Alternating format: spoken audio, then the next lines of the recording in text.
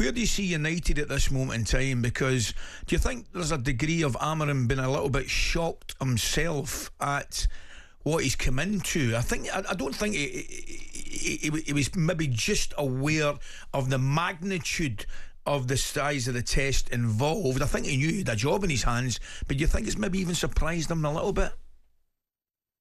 Yeah, I'm sure it has. I think more than that, I think probably the strength and quality of the Premier League is probably taking him aback. He's come from a league where the stronger clubs at the top end, there's only 3 or 4 of them, whereas the Premier League, every team has at least 3 or 4 players that can really damage you on any given Saturday. So coming into a league that strong, it doesn't matter if you're playing top, middle or bottom, it's still a challenge, and you have to be prepared and you have to be ready for what's going to be put before you. And I think maybe that's the big change that he's finding difficult to deal with. Clearly, when you go up against Premier League teams, they have a game plan, and if you're one of the top sides, which United clearly are, then they're going to pose questions and problems for you, and you have to have the answers.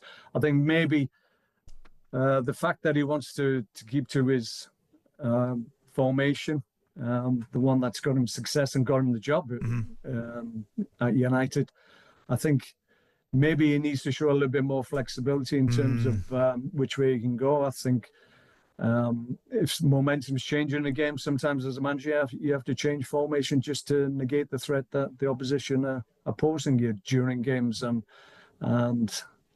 you have to have that flexibility tactically to be able to do that. I think everybody seems to think that he's not particularly happy when he has to change things around. So I think maybe that's something that he will start to do once he realises that the strength of the Premier League is there. Yes. One more question. It's more to your earlier point about your strikers at the moment, and then obviously this could probably tie into Rasmus Højlund and Xerxes as well at Man United. I just spoke to Dion Dublin, knowing that you were coming on, and Dion sent me a lovely message about yourself. He said that you used to stay out with Brian Kidd every day doing half volleys, working on the technique. Obviously, sometimes you'd have Peter Schmeichel in goal as well. They'd stay out and work with you.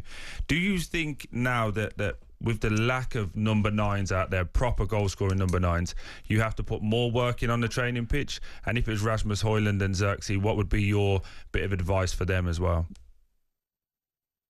Yeah, I used to work. It was what we all did it back in the day. I'm sure it still happens now. I worked on my volleying and half volleys, as you've mentioned, because I was pretty poor with my heading, so I just had to work on my strengths rather than my weaknesses. But I think it's difficult. As a striker for a top club, you judge more harshly. I would think it's easier for a midfield player or a defender to come into a top team and just go about your business and get a foothold into the club and the way that they want to play. But as a striker, mainline striker for one of the top clubs in the Premier League, then you need to you judged on goals and you need to score goals, and it looks like both the guys you mentioned are struggling somewhat.